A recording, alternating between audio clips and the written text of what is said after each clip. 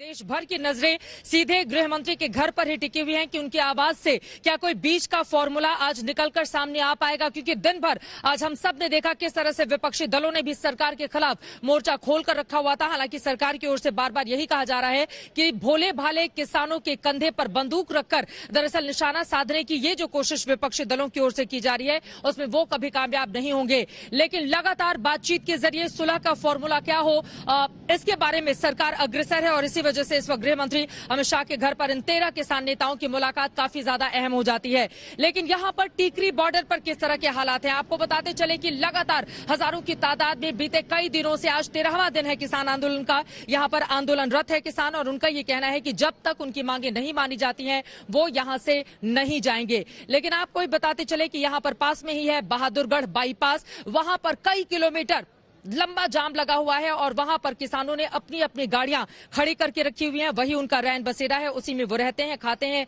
दिन गुजारते हैं और उसके बाद आंदोलन करने के लिए यहां बॉर्डर पर चले आते हैं। वहां से लिया है मैंने कुछ ही देर पहले जायजा। देखिए वहां का इस वक्त क्या है माहौल।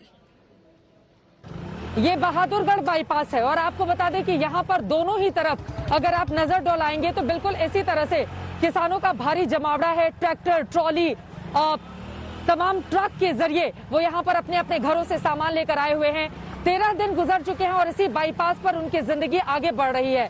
पूरा का पूरा खाने पीने का सामान और कहना उनका ये है कि आगे कई महीनों तक की वो तैयारी करके यहाँ पर आए हुए हैं। आप देखिए जहां तक आगे बढ़ते हुए चले जाइए वैसे ही किसान गाड़ियों के भीतर अपने अपने खाना बनाते हुए इस समय शाम का चाय नाश्ता बनाते हुए आपको दिखाई दे जाएंगे।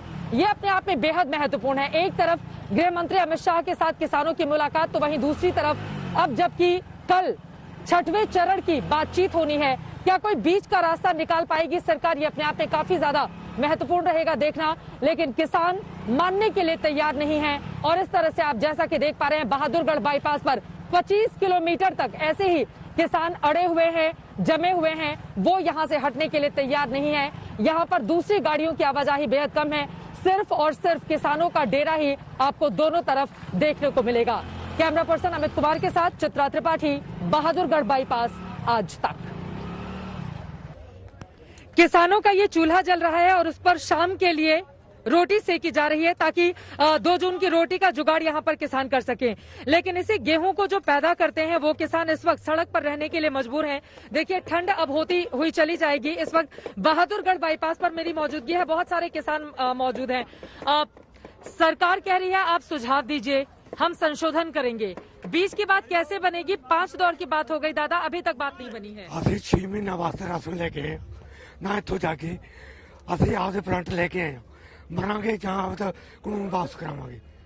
असि पीछे नहीं हटते, सारा राशन पानी साढ़े कोले अभी पीछे नहीं हटते। ये देखिए इसी में ये लोग अपना पूरा सामान लेकर आए हुए हैं, इसमें रखा हुआ है। रात का खाना बाहर पकता है और उसके बाद अंदर जाकर ये लोग सो जाते हैं। कुछ और लोगों से बातचीत करते हैं। कितने हजार किसान में भी है, कोई पैरे लोग, तरपाल का इंतजाम भी हमारे पास, ट्रालियों में भी गद्दे हैं, सब कुछ है।